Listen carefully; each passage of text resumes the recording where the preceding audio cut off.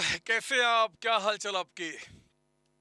जब हम अपने सीएमए कोर्स के अंदर में एंट्री करते हैं या एंट्री करने के पहले जब हम इस कोर्स को डिटेल में जानना चाहते हैं, तो मेरे बच्चे कोर्स को डिटेल में जानने के टाइम पे एक सवाल जो हमारे दिमाग में हमेशा उठता है कि वो ट्रेनिंग जो हमें सीएमए में करना है, वो 15 मंथ्स का ट्रेनिंग, आखिर उसका क्या फेज होगा?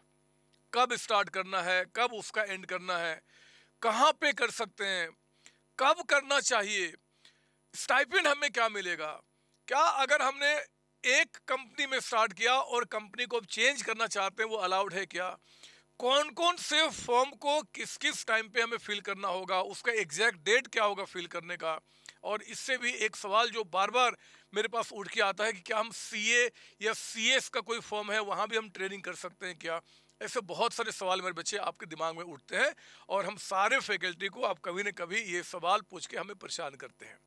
तो मैंने सोचा क्यों ना इस परेशानी को दूर कर लूं, अपने अपना परेशानी हमेशा के लिए, और सीएमए ट्रेनिंग इन डिटेल्स, इस ट्रेनिंग में एक एक प्रोसेस, एक एक चीज, एक एक कॉन्सेप्ट जो आपको परेशान करता है, वो सबको मैं यहाँ पे एक्सप्लेन कर दूं। और इसलिए मेरे बच्चे, ये वीडियो मैंने आपके लिए बनाया है, सीएमए ट्रेनिंग इन डिटेल्स।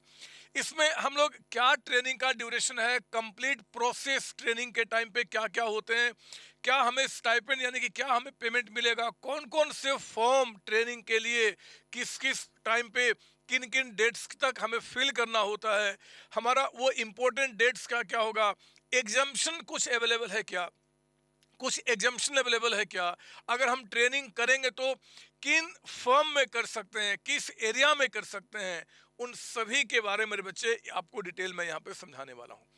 ध्यान से आप वीडियो को पूरा एंड तक समझेंगे, और जो भी बातें आपको बता रहा हूँ इनको संभाल के आप अपने पास रखेंगे, क्योंकि अक्सर देखा गया है कि कई सारे बच्चे इसका एग्जैक्ट जो डेट है ना बच्चे, उसका नॉलेज उनको नहीं होता, और जिसके चलते क्या होता है कि वो एग्जाम एक दो अटेम्प्ट मिस कर जाते हैं। जहाँ पे एक एक अटेम्प्ट की कीमत होती है, वहाँ अननेसेसरी एक दो अटेम्प्ट मिस करना वो ठीक नहीं होगा। इसलिए मेरे बच्चे, मैं चाहता हूँ कि सारी बातें मैं आपके साथ शेयर कर लूँ, और शुरुआत में करूँ आपको ड्यूरेशन के साथ।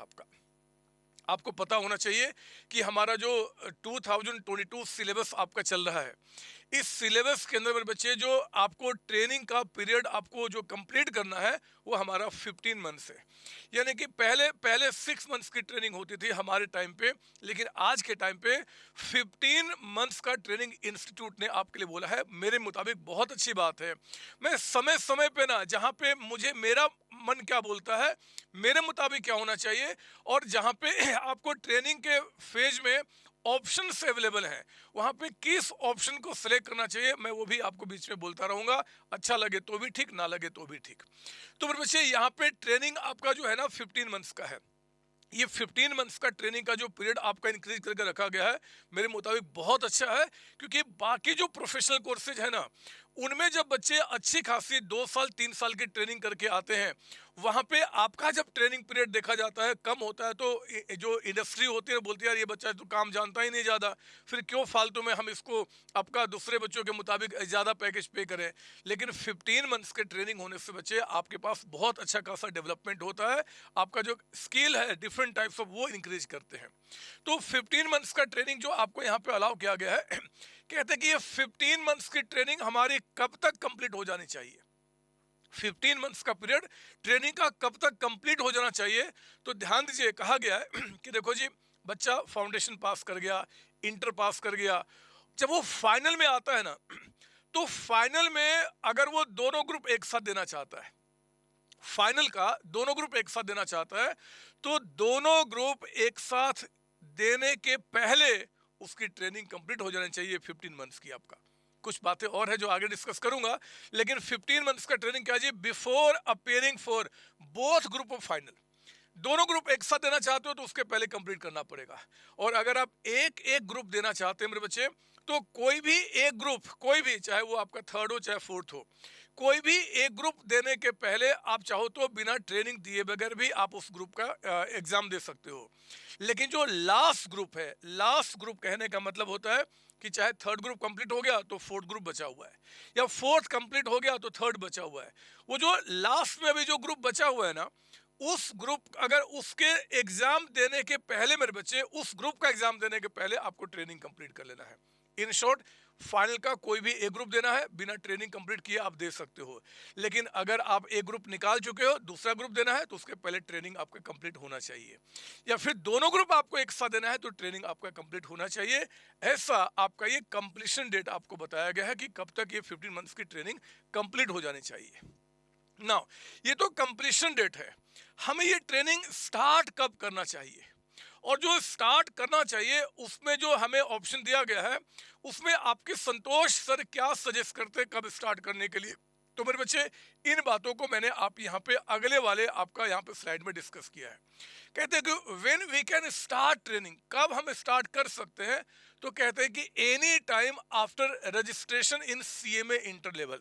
अगर जैसे ही आपने सीएमए इंटर में रजिस्ट्रेशन कराया ना बच्चे, तो उसके बाद कभी भी आप ट्रेनिंग स्टार्ट कर सकते हो। आपने सीएमए इंटर में रजिस्ट्रेशन करा के आप आए, आप ट्रेनिंग आज शुरू कर दो। 1 महीने के बाद, 2 महीने के बाद, 5 महीने के बाद, 10 महीने के बाद, जब चाहो तब शुरू कर दो, कोई रुकने वाला नहीं है। लेकिन कंप्लीट कब होना चाहिए? तो कंप्लीट होने का मतलब कि ये जो आपको चीजें बताई थी, इसके पहले कंप्लीट होना चाहिए ना। सवाल उठता है कि कभी भी हम ट्रेनिंग स्टार्ट कर दें, यानी कि सीएमए इंटर में आपने रजिस्ट्रेशन कराया, आप क्या करो जी, अपनी ट्रेनिंग शुरू कर दो। लेकिन क्या ये ठीक रहेगा, या कोई एक पर्टिकुलर टाइम होना चाहिए जिस टाइम पे हमें ट्रेनिंग शुरू करना चाहिए?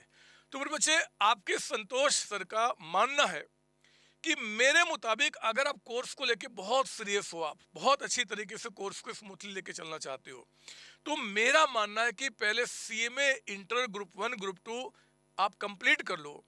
दोनों ग्रुप को निकालने के बाद मेरे बच्चे आप ट्रेनिंग शुरू कीजिए, मेरा ऐसा मानना है। बाकी बहुत सारे इफोर होते हैं, आप मुझसे झगड़ा कर सकते हो कि सर मैं तो ये करना चाहता हूँ, कोई भी। तो आपका कोई सवाल दिमाग में है तो आप इस वीडियो के कमेंट बॉक्स में लिख देना, मैं या मेरी टीम कोशिश करेगा कि मैं उसको सजेस्ट करूँ, रिप्लाई करूँ कि आखिर वहाँ पे क्या होना चाहिए। लेकिन मेरा मानना है कि आप पहले सीएमए इंटर ग्रुप 1 निकाल लीजिए, ग्रुप 2 निकाल लीजिए, ग्रुप 2 का एग्जाम देने के बाद मेरे बच्चे, अब आपको एनफ टाइम होता है तो वहाँ पे ट्रेनिंग कीजिए। पहले इंटर लेवल में पढ़ाई पे ज़्यादा फोकस होना चाहिए, ना कि ट्रेनिंग के ऊपर में, क्योंकि ट्रेनिंग के साथ पढ़ाई करना बहुत टफ हो जाता है जब आप इंटर लेवल में होते हैं, जब मेच्योरिटी लेवल आपके अंदर में बहुत कम होती है। तो बाकी आपकी मर्जी यहाँ पे, ठीक है ना। ना, अब सवाल उठता है कि ठीक है जी, मैं सीएमए इंटर लेवल में रजिस्ट्रेशन के साथ शुरू कर सकता हूँ। संतोष सर बोलते हैं कि इंटर कंप्लीट करने के बाद शुरू कर लेना, बाकी आपकी मर्जी। लेकिन where to start our training, कहाँ करूँ मैं ट्रेनिंग? चलो, ट्रेनिंग तो स्टार्ट करना चाहता हूँ, बट कहाँ करूँ? तो मेरे बच्चे, कहाँ करूँ इसका डिटेल ना आपको पॉइंट 5 ऑफ प्रोस्पेक्टस अपेंडिक्स ए के अंदर में मेंशन किया गया है। वो प्रोस्पेक्टस का अपेंडिक्स ए मैं इस वीडियो के डिस्क्रिप्शन में डाल दूंगा, आप चाहो तो उसको डाउनलोड कर लेना, और डाउनलोड करके पूरे लिस्ट को आप देख लेना। लेकिन मोर और लेस जो लिस्ट आपका है मैं बता दूं, आप कोई फर्म ऑफ कॉस्ट अकाउंटेंट, यानी कि जो सीएमए होते हैं ना बच्चे, उनका फर्म, या कोई प्रैक्टिसाइजिंग सीएमए है, तो उनके पास अपनी ट्रेनिंग शुरू कर सकते हैं। आप शुरू कर सकते हैं कोई भी गवर्नमेंट ऑर्गेनाइजेशन में या एंटिटी में, कोई भी गवर्नमेंट कंपनी है, गवर्नमेंट ऑर्गेनाइजेशन है, कोई एनजीओ है, मतलब गवर्नमेंट जितने भी है ना जो रजिस्टर्ड एनजीओ, सब जगह आप स्टार्ट कर सकते हो। आप बैंक, इंश्योरेंस, एनबीएफसी, आप recognised university, management institute, educational institute. Sir क्या हम सीओसी एजुकेशन में भी ट्रेनिंग कर सकते हैं? यस अलाउड है, यस अलाउड है मुझे। एजुकेशनल इंस्टीट्यूट के अंदर में सीओसी कवर्ड होता है, जो रजिस्टर्ड बॉडी आपकी है। Firm of CS with separate management consultancy division. देखो, अगर कोई सीए या कोई सीएस का फर्म है और अगर आप वहां पे ट्रेनिंग करना चाहते हैं, तो मेरे बच्चे वहां पे ट्रेनिंग तभी अलाउड है अगर वहां पे कोई कंसल्टेंसी डिवीजन है, management consultancy division. Generally management consultancy division किसी सीए या सीएस फर्म में तब होता है जब बड़े स्केल का वो फर्म होता है। तो आप देख लेना, अगर आप किसी सीए के पास ट्रेनिंग आप करना चाहते हो, तो आप उनके पास जाके पूछ लेना कि सर क्या आपके पास मैनेजमेंट कंसल्टेंसी डिवीजन है? अगर हाँ, तो ही हम वहाँ पे ट्रेनिंग कर सकते हैं, अदरवाइज हमारा इंस्टीट्यूट उसको क्या करेगा, रिकॉग्नाइज नहीं करेगा, और फिर आपके टाइम वेस्ट हो जाएंगे। तो इस बात को आप ध्यान रखेंगे, है ना। फर्म जो CA CS with separate management consultancy division है, वहीं पे आप कर सकते हैं। या फिर इनके सिवाय मेरे बच्चे कोई और भी ऑर्गेनाइजेशन है, कोई कंपनी है, कोई पार्टनरशिप फर्म है, कोई कोऑपरेटिव सोसाइटी है, कोई एनजीओ है, कोई भी है, अगर उसके अंदर में, अगर उसका टर्नओवर यानी कि सेल्स अगर 25 लैक्स मिनिमम है कम से कम, कब? अगर वो सर्विस सेक्टर में काम कर रहा है, सर्विस सेक्टर में। या फिर मेरे बच्चे अगर वो आपका किसी और सेक्टर में जैसे मैन्युफैक्चरिंग में है या कुछ और काम कर रहा है, तो उस केस में उसका टर्नओवर 50 लैक्स का होना चाहिए। जब किसी कंपनी में आप जाओगे, आसपास में मान लो कोई फर्म है छोटा मोटा, वहाँ पे आप ट्रेनिंग करना चाहते हो, तो याद रखना वहाँ पे अगर वो सर्विस सेक्टर में डील करते हैं तो वहाँ पे 25 लैक्स का मिनिमम टर्नओवर उनका एक साल का होना चाहिए। और अगर वो कंपनी के अंदर में है, मतलब सर्विस छोड़ के किसी और सेक्टर में, मैन्युफैक्चरिंग में आपका हो गया या किसी और के अंदर में, तो वहाँ पे टर्नओवर 50 लैक्स मिनिमम उनका होना चाहिए। तो मेरे बच्चे आप क्या करेंगे जी, ट्रेनिंग आप वहाँ पे स्टार्ट कर सकते हैं, है ना। तो आपका जो ये 0.5 और प्रोस्पेक्टस अपेंडिक्स ए है ना, उसका 90% यहाँ पे मैंने दे दिया है। कभी कुछ कंफ्यूजन होगा तो ये जो मैं आपको दे दूंगा इसके डिस्क्रिप्शन में, आप उसमें उनको मैच करके देख सकते हो कि वहाँ पे ट्रेनिंग आप कर सकते हो कि नहीं कर सकते हो, बट यही बातें आपको निकल के आती है। ठीक है, याद रहेगा बच्चे। Where to start our training मैंने बता दिया, आप इनके पास कर सकते हैं यहाँ पे ना। एक सवाल आप बार बार मुझसे पूछते हैं कि सर एक बात बताइए कि ट्रेनिंग हमें इनके पास करना ज़्यादा अच्छा रहेगा, यानी कि सीएमए फर्म के अंदर में, या इनमें से कहीं पे, मतलब कि मैं फर्म में ट्रेनिंग करूं कि इंडस्ट्रियल ट्रेनिंग करूं, क्या ज़्यादा अच्छा रहेगा? पर बच्चे ये सवाल ना, मतलब वैलिड सवाल मैं नहीं बोल सकता। पता है क्यों? अगर आप ये सोचते हैं कि सीएमए बनने के बाद आप किसी कंपनी में अगर जाते हैं, तो किसी कंपनी में जाने के बाद वो पूछेंगे कि भैया आप क्या क्या काम जानते हो, और ये सोच के आपका मन करता है कि भैया हम अपने किसी सीएमए फॉर्म में जाके ट्रेनिंग कर लें। तो फिर बच्चे मैं थोड़ा ना यहाँ पे कॉन्ट्राडिक्ट करना चाहता हूँ आपको। होता क्या है कि जब भी कैंपस प्लेसमेंट में बैठते हो आप, या किसी कंपनी में ट्रेनिंग आप इंटरव्यू देने जाते हो, उनको भी पता है कि बच्चा ना सिर्फ ट्रेनिंग किया हुआ है। तो ट्रेनिंग में सारे काम किसी बच्चे को आ जाए वो पॉसिबल नहीं है। आप कंफर्म्ड है कि जहां भी आप ट्रेनिंग करोगे ना, किसी कंपनी के अंदर में, इनके अंदर में ट्रेनिंग करेंगे चाहे यहाँ पे करेंगे, आपको एक सेगमेंट, दो सेगमेंट, तीन सेगमेंट का ही आपको काम पता होगा, पूरा फाइनेंस का काम आप नहीं जान सकते हैं। तो आप चिंता नहीं करना। आप फिलहाल, मैं मेरा कहने का मतलब है कि जब आप किसी कंपनी में जाते हो ट्रेनिंग के लिए ना, तो आप देखो कि वहाँ पे एक्सपोजर जो आपको मिलेगा ना, एक्सपोजर जो मिलेगा, जिन लोगों के साथ काम करोगे, वहाँ का इन्वायरमेंट क्या है, वहाँ पे कितने लोगों से डील होता है, कितनी बड़ी कंपनियां हैं, कैसे कैसे लोग वहाँ पे काम कर रहे हैं, वो ज़्यादा रेलिवेंट होगा। क्योंकि आपको उस टाइम पे आपका जो कम्युनिकेशन स्किल है, आपकी जो लीडरशिप स्किल है, आपका जो सोचने का तरीका है, बात करने का तरीका है, उसमें इंप्रूवमेंट होना चाहिए। क्योंकि बड़ी बड़ी कंपनियां जब कैंपस प्लेसमेंट बैठते हो ना बच्चे, तो वो ये चीज़ें चेक करती हैं कि बच्चा ये चीज़ उसको कितने अच्छी तरीके से अपने ट्रेनिंग पीरियड में सीखा है।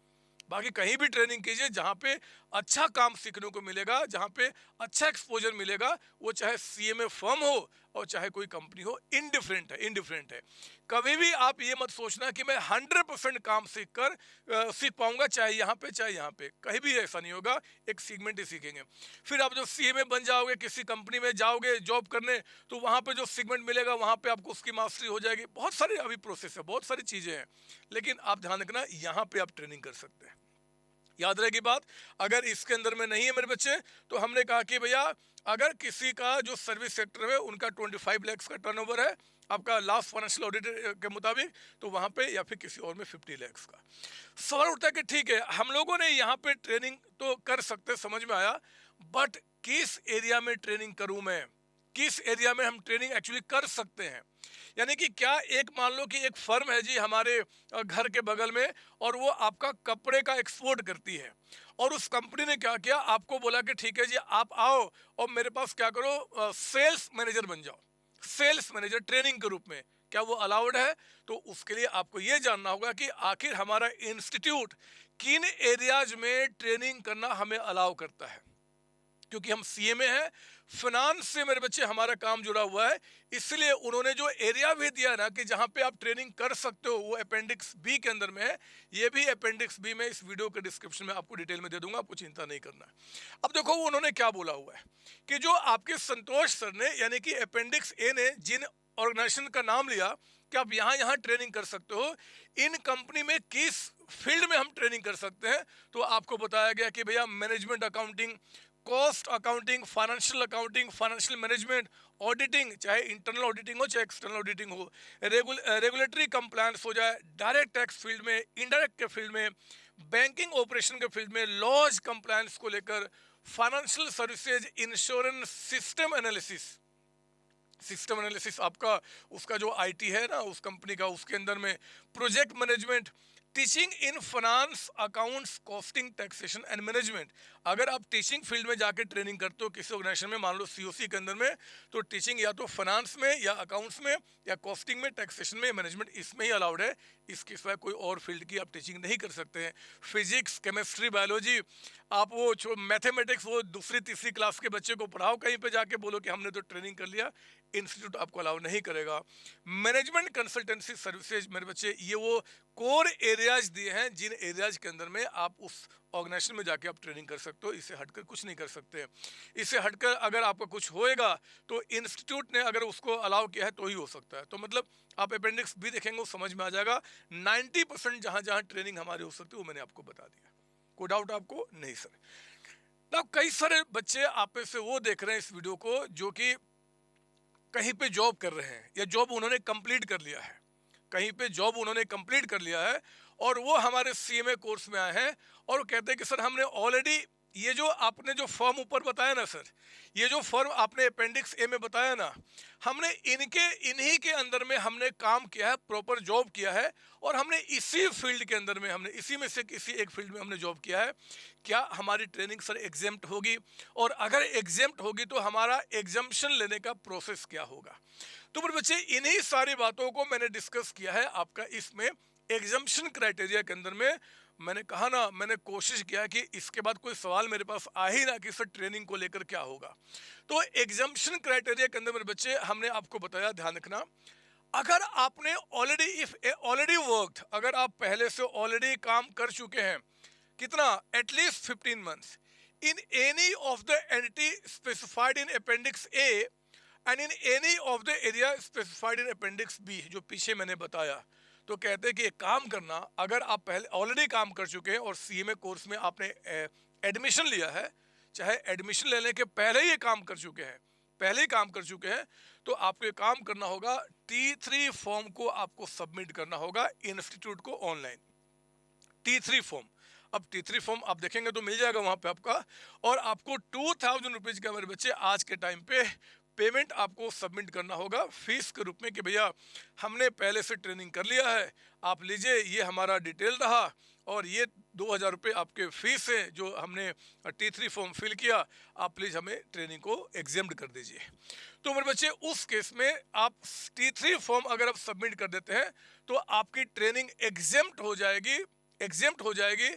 लेकिन इस बात को ध्यान रखना, लेकिन इस बात को ध्यान रखना, ये T3 फॉर्म कब तक हम सबमिट करेंगे, कब तक सबमिट करेंगे? तो कहते हैं कि देखो जी, अगर आपका जून अटेम्प्ट है, जून अटेम्प्ट, अगर जून अटेम्प्ट में एग्जाम देना चाहते हैं, कौन सा, वो जो नहीं था फाइनल का 2 या फिर लास्ट आपका, है ना, जून में अगर एग्जाम देना चाहते हैं तो आपको उसके पहले का जो 31 में है ना, उसके पहले का 31 में, उस समय तक T3 फॉर्म को आपको सबमिट कर देना है। T3 फॉर्म को सबमिट कर देंगे। रिपीट कर रहा हूं, अगर आप जून अटेम्प्ट देना चाहते हैं एग्जाम का, फाइनल का दोनों ग्रुप या फाइनल का लास्ट ग्रुप, तो आपको 31 मई तक क्या करना है, T3 फॉर्म को सबमिट कर देना है। और अगर आप दिसंबर में वो एग्जाम देना चाहते हैं तो 30 नवंबर तक आपका सबमिट हो जाना चाहिए। अगर मेरे बच्चे इस समय तक नहीं हुआ तो फिर दिक्कत आपको होगी, ठीक है ना। तो मैंने बता दिया एग्जाम्शन कौन कौन लोग अवेल कर सकते हैं और क्या क्या उसका क्राइटेरिया है। नाउ सवाल उठता है कि अगर हम एग्जाम्शन लेना चाहते हैं तो ठीक है, T3 फॉर्म तो सबमिट कर देंगे, लेकिन उसके साथ साथ कुछ और भी डॉक्यूमेंट्स हैं क्या जो हमें सबमिट करने पड़ेंगे? तो ये आपको क्योंकि प्रूफ देना होगा कि आपने सचमुच में किसी कंपनी में आपने जॉब किया है, और इसीलिए मेरे बच्चे आपको प्रूफ के रूप में डॉक्यूमेंट्स भी सबमिट करने पड़ेंगे। Documents to be submitted along with T3 form कौन कौन से है जी? एक तो scan copy of experience certificate, आपका जो जिस कंपनी में आपने काम किया उसका एक्सपीरियंस सर्टिफिकेट आपको देना पड़ेगा। Scan copy of audited financial statement of the employer, जिस एम्प्लॉयर के पास आपने काम किया है उसका ऑडिटेड फाइनेंशियल स्टेटमेंट आपको देना पड़ेगा। और स्कैन कॉपी ऑफ करंट, मतलब कि last drawn salary, last drawn salary मतलब क्योंकि आप ट्रेनिंग ऑलरेडी कर चुके हैं तो लास्ट ड्रॉन जो सैलरी है उसका आपको सर्टिफिकेट भी उनको देना पड़ेगा। करंट मैंने इसलिए लिख दिया कि मान लो वो कंपनी जिसमें कि आपने 15 मंथ्स कंप्लीट कर लिया बट फिर भी काम कर रहे हो अभी के टाइम पे, तो जो करंट मंथ्स की आपकी जो सैलरी होगी वही लास्ट ड्रॉन सैलरी वो आपको सबमिट करना होगा एज ए प्रूफ आपको। तो इस बात को आप ध्यान रखेंगे। एक बात और, क्वालिफाइड सीए और सीएस जो होते हैं उनको ट्रेनिंग से एग्जेम्प्ट कर दिया गया है। क्वालिफाइड अगर आप सीए पहले कंप्लीट कर चुके हैं और अब आप आए सीए में करने के लिए, या पहले सीएस कंप्लीट कर चुके हैं और अब आप सीए में कर रहे हैं, तो आपको ट्रेनिंग बिना कंप्लीट किए आपको मतलब एग्जेम्प्ट कर दिया जाएगा, आपको ट्रेनिंग की रिक्वायरमेंट नहीं होगी। अगेन वही T3 फॉर्म को सबमिट करना होगा एंड उसका प्रोसेस को आगे लेके चलना पड़ेगा, ठीक है ना।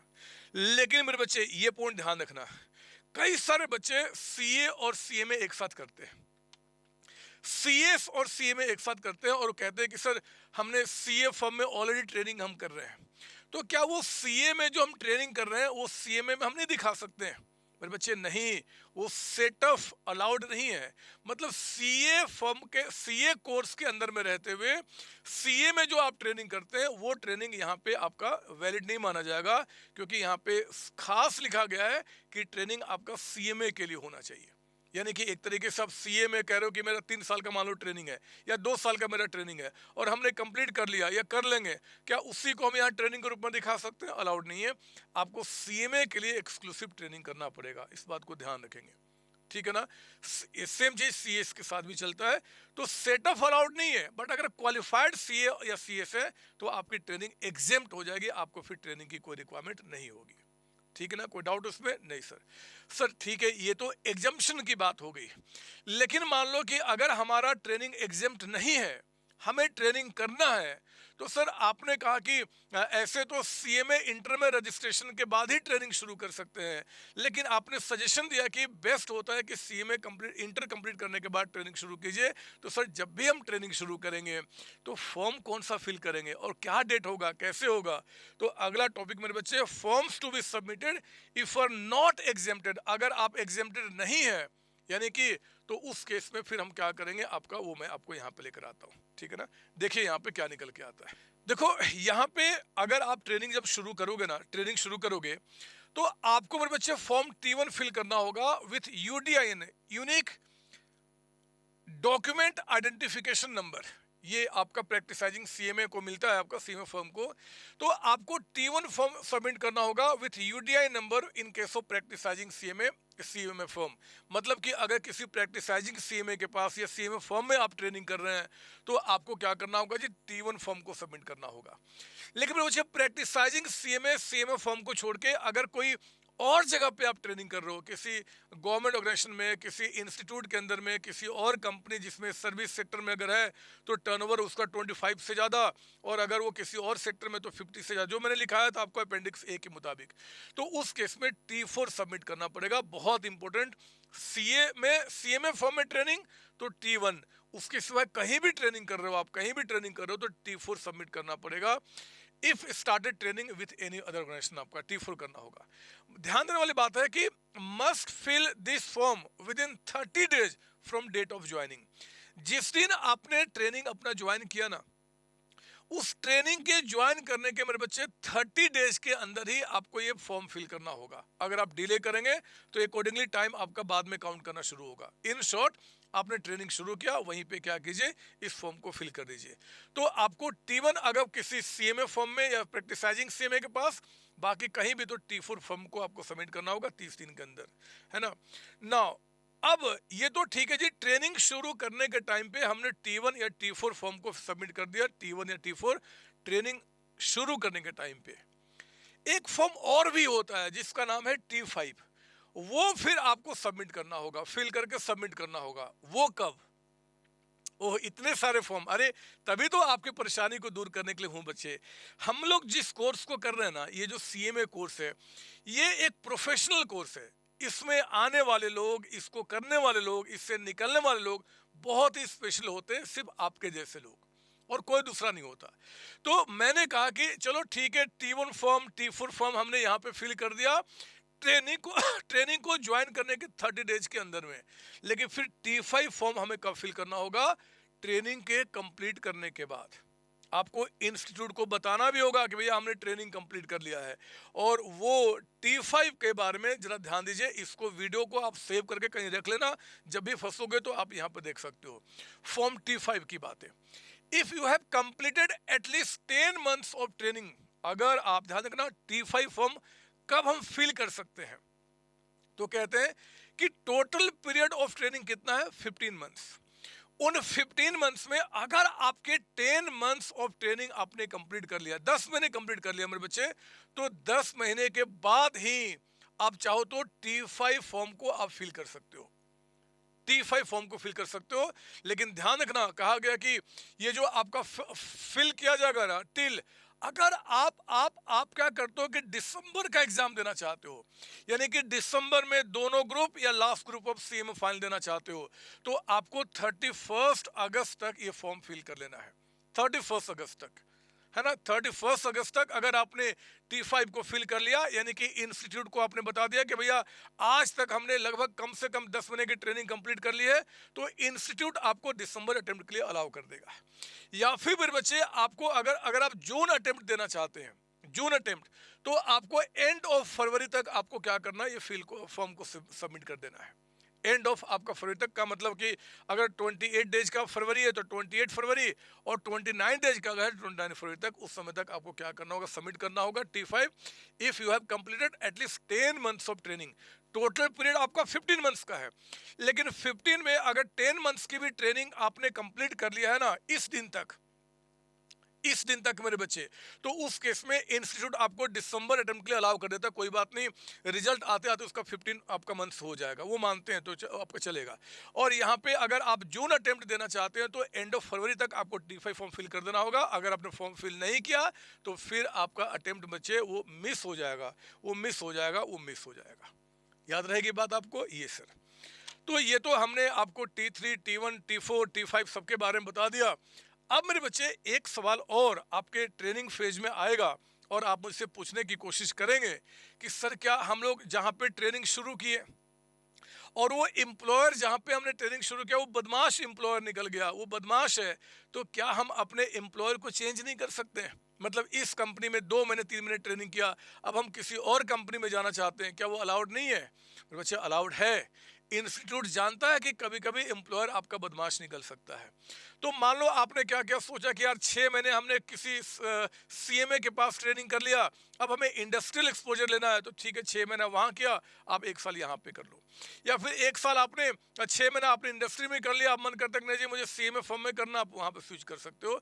इंस्टीट्यूट आपको अलाउ करता है। आप एक CMA फॉर्म के पास काम कर रहे थे, मन करता है कि यार इसके पास करूंगा, ज़्यादा मुझे काम सीखने को मिलेगा, आप स्विच कर सकते हो, अलाउड है। एक इंडस्ट्री में थे दूसरे में जाना चाहते हो, मतलब इंटरचेंज अलाउड है, लेकिन to the maximum 3 times, not more than that, during the whole 15 months of training period.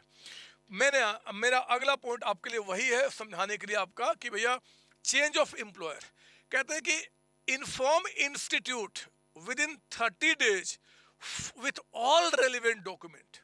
वो डॉक्यूमेंट आपका T1 T4 फॉर्म में मेंशन है, कौन कौन सब देख लेंगे। कहते हैं कि अगर आप एम्प्लॉयर को चेंज करना चाहते हैं तो जब आपने एक एम्प्लॉयर से दूसरे में स्विच किया ना, तो स्विच करने के अगेन 30 दिन के अंदर में आपको इन्फॉर्म करना होगा, और फिर से T1 T4 फॉर्म आपको फिल करना पड़ेगा। सुनो मेरी बात, अगेन T1 T4 जो आपके स्टार्टिंग में था वही फॉर्म करना पड़ेगा। इसके साथ साथ आपको सबमिट करना पड़ेगा experience certificate from the previous employer. जो पिछला एम्प्लॉयर था, जितने समय आपने काम किया वो आपको सबमिट करना होगा, और फीस आपको 1000 रुपीज जमा करना होगा। सर वो एम्प्लॉयर जिसका हम काम छोड़ करके दूसरे के पास जा रहे हैं वो बदमाश है, वो हमें एक्सपीरियंस सर्टिफिकेट नहीं दे रहा है, तो हम क्या करेंगे? फिर बच्चे इंस्टीट्यूट वहाँ पे बोलता है कि आप देखो क्या करना है, पुलिस में केस करना कर दो, झगड़ा करना करो, आपकी मर्जी, हमें उससे मतलब नहीं है, हमें तो ये चीज़ चाहिए, तभी हम मानेंगे कि 6 महीने आपने यहाँ पे किया और बाकी आप यहाँ करेंगे। बात समझ आ रही है? तो आपका 1000 के फाइन के साथ नॉट मोर देन आपका 3 changes will be allowed. 3 he training आपका चेंज अलाउड है, इससे ज़्यादा आप चेंज नहीं कर सकते। 3 एम्प्लॉयर को चेंज कर सकते हैं, पहला जहाँ पे स्टार्ट किया वहाँ पे, फिर आपका दूसरा तीसरा। बात समझ में आ गई? आखिर कितनी सैलरी मिलेगी? स्टाइपेंड, सैलरी बोलना ठीक हो नहीं होगा, स्टाइपेंड हमें कितना मिलेगा जी वो ट्रेनिंग पीरियड के टाइम पे, कितना हमें मिलेगा? तो मेरे बच्चे इसका भी जवाब मैंने आपके लिए यहाँ पे रखा हुआ है। स्टाइपेंड आपको कितना मिलेगा, यानी कि आर्टिकलशिप के टाइम पे। देखो अगर आप CMA फॉर्म में या कोई प्रैक्टिसाइजिंग CMA है, प्रैक्टिसाइजिंग CMA कोई अगर है और इनके पास आप ट्रेनिंग करते हैं, तो हमारे इंस्टीट्यूट ने कहा है कि पहले साल में ट्रेनिंग में आपको 2000 मिनिमम, ये सारे अमाउंट मिनिमम है बच्चे, इतना कम से कम तो वो आपको पे करेगा ही करेगा 2000। सेकेंड ईयर में 3000 एंड थर्ड ईयर में 4000 मिनिमम आपको देगा। बट मैं समझ नहीं पा रहा हूँ कि उन्होंने फर्स्ट सेकेंड थर्ड ईयर क्यों लिखा है, जबकि ट्रेनिंग का पीरियड ही आपका 15 मंथ्स है, 15 महीने। तो हम ये मान लेते हैं कि 12 महीने तक आपको 2000 रुपये, उसके बाद अगर आपका ट्रेनिंग होता है तो 300 रुपये 1000 रुपये और बढ़ के मिलने शुरू हो जाएंगे। अगर आपको मन करता है नहीं जी हम तो 3 साल 5 साल तक ट्रेनिंग करेंगे तो इस तरीके का, अदरवाइज फर्स्ट ईयर और सेकेंड के कुछ पार्टी आपके लिए रेलिवेंट है। लेकिन मेरे बच्चे इनको छोड़ के कहीं भी अगर आप ट्रेनिंग करते हैं तो फर्स्ट ईयर में कहा गया है मिनिमम अमाउंट आपका 8 to 10,000 होगा। उन्होंने, आप देख लेंगे उनके लिस्ट में उन्होंने क्लासिफाई किया है कि अगर आपका सीएमए फर्म छोटे लेवल पे, सॉरी एक मेट्रोपॉलिटन सिटी में काम कर रहा है, उन्होंने सिटी को कई सारे पार्ट में डिवाइड किया है, मतलब बड़ी सिटी में है तो उस केस में आपको 10,000, छोटे सिटी में तो 8,000। लिस्ट आप चेक कर लेंगे, वो आपको मिल जाएगा इंस्टीट्यूट के साइट पे। सेकेंड ईयर में 10 to 12,500 और तीसरे साल में 12 to 15,000 मिनिमम स्टाइपेंड आपको मिलना चाहिए, ऐसा हमारा इंस्टीट्यूट कहता है मेरे बच्चे। तो जितनी सारी बातें आपको ट्रेनिंग को लेकर हो सकती है वो बातें मैंने आपको बता दी। आप इस पे कोई अगर फिर से कोई सवाल उठता है, कुछ और भी बातें उठती हैं, तो आप मेरे बच्चे इस वीडियो के कमेंट बॉक्स में आप मुझे बता सकते हैं और मैं कोशिश करूंगा कि उसका जवाब आपको मैं दूं। इसके बाद अभी और भी कई सारी आपकी चीज़ें हैं, उनकी भी वीडियो लेकर आपको इस चैनल पर लेकर आऊँगा। आप वीडियो चैनल पर बने रहें, वीडियो को ज़रूर लाइक करेंगे और वो सारे दोस्त जो परेशान है ट्रेनिंग को लेकर उनको ये वीडियो शेयर करेंगे। ऑल द बेस्ट बच्चे, आप सीएमए बनने वाले हैं, आप ही सीएमए बनेंगे क्योंकि आप ही वो हैं जो सीएमए बनने वाले हैं और दूसरा कोई बन ही नहीं सकता है। All the best, thank you बच्चों, थैंक यू जी। हेलो बच्चों, कैसे हैं आप? मैं सीएमए संतोष कुमार। मैंने और मेरी टीम ने डिसाइड किया कि जो क्वालिटी एजुकेशन मैं और मेरी टीम एक पर्टिकुलर एरिया में प्रोवाइड कर रहे हैं उसको पूरे देश में क्यों न फैलाया जाए at the reasonable cost under the brand name of COC education private limited. मेरे बच्चों, इस सक्सेस को हमने पाया, कॉमर्स के स्टूडेंट्स किसी भी कोर्स के हो वो पूरे ऑल ओवर इंडिया में बैठ के हमारे कोर्सेज से बेनिफिट ले रहे हैं या ले चुके हैं। हमें जो दूसरों से अलग करता है वो है हमारा डेली डाउट सेशन। हमारा जो एकेडमिक इंस्ट्रक्टर टीम है आपके कॉन्टिन्यूस आपके ग्रोथ पे वो नजर बनाए रखता है और आपको कॉन्टिन्यूस बेसिस पे मोटिवेट करना आपको स्टडी के लिए। मेरे बच्चों, कुछ रिव्यूज पूरे ऑल ओवर इंडिया से आए हैं, मैं चाहता हूं कि वो आपसे शेयर करूं। Hello, my name is Anshika and I'm doing CA Intermediate. Ayaz from Bihar, student of COC since class 11th and now in founded. I have purchased my CMA Intermediate classes from COC Education. Hi everybody, this is Rahul. I am currently pursuing the CMA finals. मैंने YouTube पर पहली बार तो sir का class देखा, उनके पढ़ाने का तरीका मुझे बहुत ही पसंद आया। Very thankful to Santosh sir. He is really a very nice teacher. अगर मैं संतोष सर के टीचिंग स्टाइल के बारे में बात करूँ तो आपको महसूस ही नहीं होगा कि आप वीडियो क्लासेस में बैठे हो, आप लाइव क्लासेस में बैठे हो। Santosh sir has cleared all my doubts and he gives a very तगड़ा concept over accounting. Thanks to COC, my concepts are pretty clear, my doubts get clear right away and I'm even able to score a good mark. ये आप भी हमारे साथ join करें और success के path पे आप भी हमारे साथ अपने सपनों को पूरा करें। थैंक यू बच्चों।